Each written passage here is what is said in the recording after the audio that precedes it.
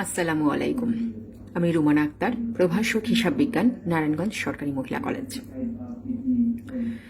প্রিয় শিক্ষার্থীবৃন্দ, আশা করি তোমরা ভালো আছো, সুস্থ আছো।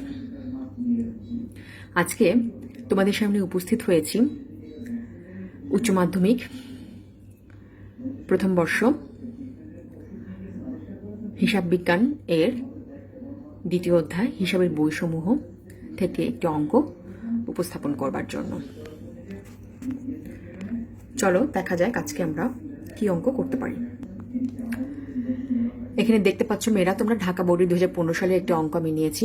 জনাব নাসির 1 জুলাই 2014 তারিখে নগদ 6,000 টাকা ও 17,000 টাকা ব্যাংকে জমা নিয়ে ব্যবসা শুরু করেন। ওই মাসের নির্বাচিত কয়েকটি লেনদেন ছিল নিম্নরূপ: 2014 সাল জুলাই 6 তারিখ 30,000 টাকা মূল্যের পণ্য 5% বাট্রায় নগদে বিক্রয়।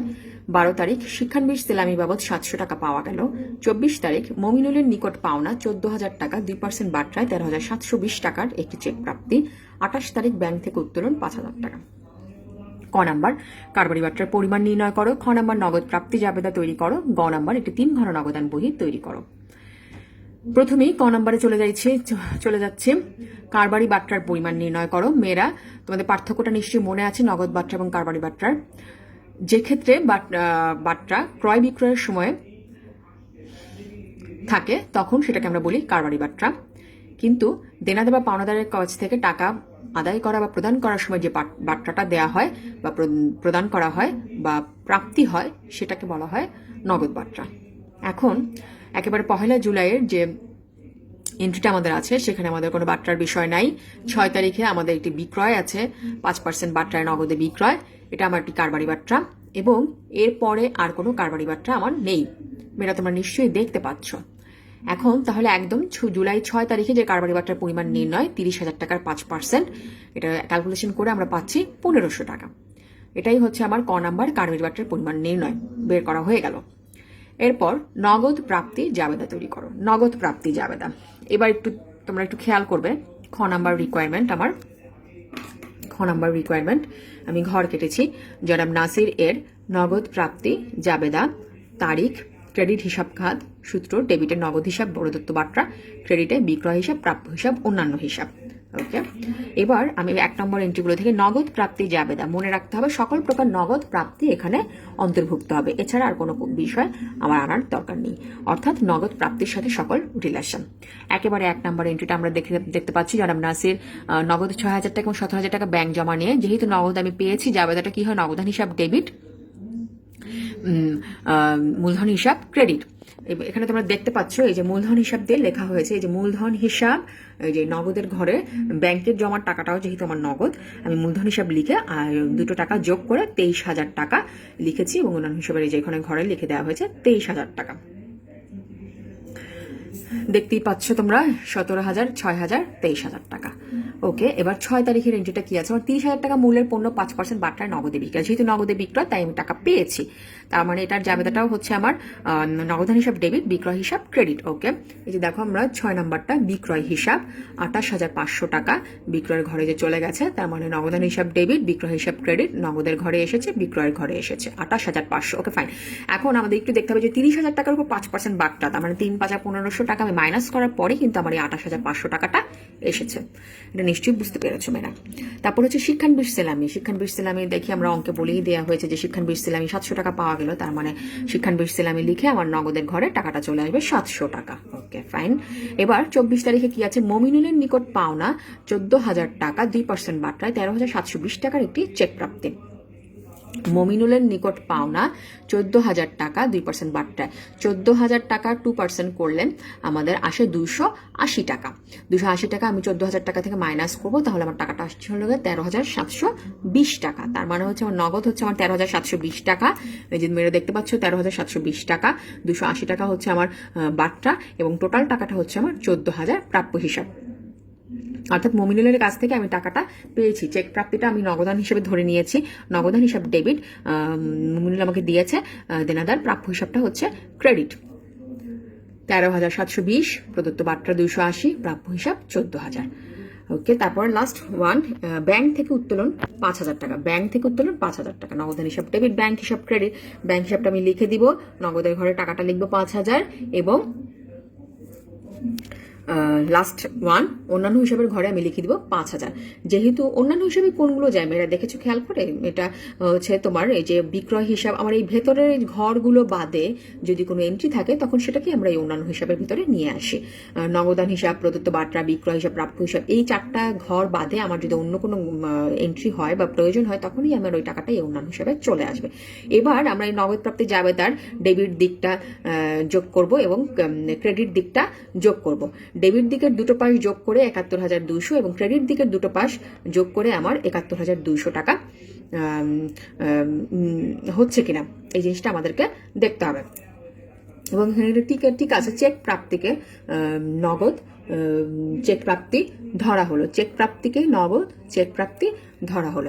এখানে সবগুলো মিলিয়ে আমার তাহলে কত হলো? 71,200, 71,200। আচ্ছা, এবার আমাদের খ নাম্বার, মেয়েরা নিশ্চয়ই ক্যালকুলেশন করেছো তোমরা, ডেবিট দিকের দুটো পাশ 71,200 এবং ক্রেডিট দিকের এই 3টা অংশ যোগ করে 71,200, দুটো পাশ মিলে গেলেই বুঝতে হবে যে অঙ্কটি আমার হয়ে গেছে। এখন আমাদের খ নাম্বার রিকোয়ারমেন্টটা শেষ হলো এবং আমরা গ নাম্বারে চলে যাব। গ নাম্বারে আমার কি ছিল আমরা একটু দেখি। একটি 3 ঘরা নগদান বই তৈরি করো, একটি 3 ঘরা নগদান বই তৈরি করো। ওকে, 3 ঘরা নগদানের একটি ঘর কেটে ফেলবো আমরা। 3 ঘরা নগদান, এই যে চলে এসেছি আমরা।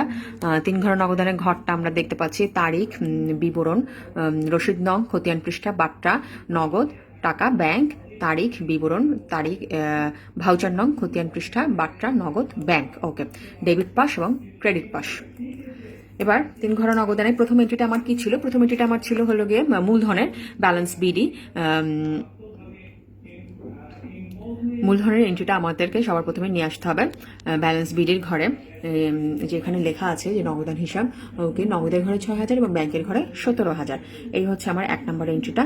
তারপরের এন্ট্রিটা হচ্ছে আমার বিক্রয়, বিক্রয় করে আমি টাকা পেয়েছি। আমরা একটু দেখে আসি। এই যে মেয়েরা দেখতে পাচ্ছ, প্রথম এন্ট্রিটা ছিল 6,000 এবং 17,000, দুটো আমার ব্যালেন্স বিলিতে চলে গেছে এবং 6 তারিখে আছে 30,000 টাকা মূল্যের 5% নগদে বিক্রয়। ওকে, বিক্রয় করলে কি হবে? আমাদের টাকা আসবে, তাহলে সেটা ডেবিট পাশে।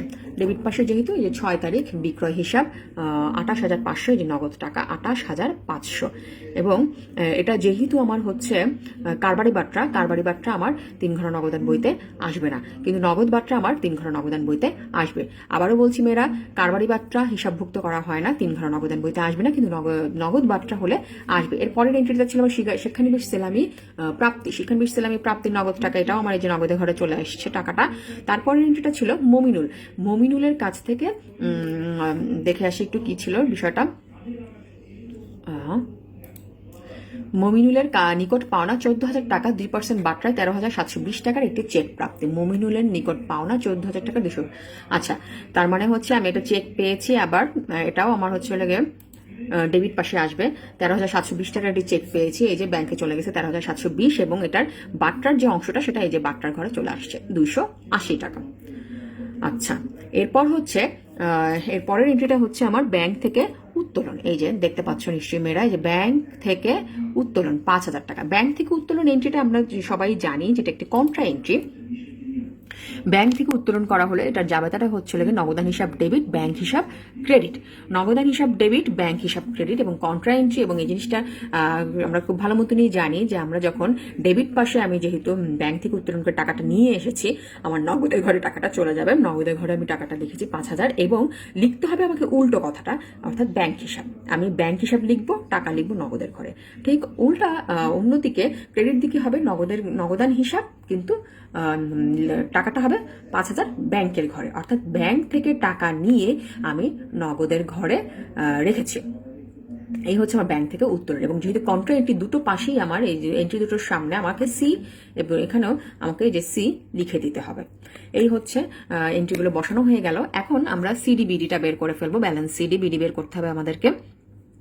প্রথমেই আমি ডেবিট পাসগুলো সবগুলো যোগফলগুলো বসিয়ে নিয়েছি। যে যোগফলগুলো বসিয়ে নেওয়ার পরে আমার যেহেতু ক্রেডিট দিকের আইটেম তেমন খুব বেশি একটা কিছুই নেই, এই সিডিটাই আমার এই যোগফলটাই আমার এখানে বসিয়ে দিয়েছি আমি নগদের ঘরেরটা। এবং এখানে আমার একটা ডিফারেন্স কত এসেছে,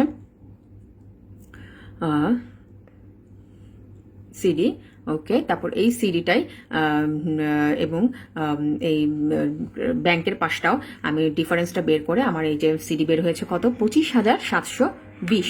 এবং এই সিডিটাই আমার জুলাইয়ের 1 তারিখে 31 তারিখে দিয়ে 40,200 এবং 25,720 এটাই পরবর্তী বছরের ব্যালেন্স বিডি হয়ে যাবে আগস্টের 1 তারিখের ব্যালেন্স বিডি 40,200, 25,720। আবারও বলছি 40,200 এবং 25,720। মেয়েরা তোমরা অঙ্কটা বাসায় প্র্যাকটিস করবে এবং এই ধরনেরই অনেক অঙ্ক বইয়ের মধ্যে আছে, তোমরা সেসব অঙ্কগুলো প্র্যাকটিস করবে বাসায় বসে। এটি আমি মনে করি প্রথম বর্ষ এবং দ্বিতীয় বর্ষ উভয়ের জন্য যারা পরীক্ষার্থী আছো সকলের জন্যই প্রযোজ্য, কারণ দ্বিতীয় বর্ষের তোমাদেরকেও প্রথম বর্ষের অঙ্কগুলো প্র্যাকটিসে রাখতে হবে। একটু বাসায় বসে সবগুলো অঙ্কই প্র্যাকটিস করবে। আজকে এই পর্যন্তই মেয়েরা, নেক্সট ক্লাসে নতুন অঙ্ক নিয়ে তোমাদের সামনে উপস্থিত হব। সেই পর্যন্ত সকলেই ভালো থাকবে। ধন্যবাদ সকলকে।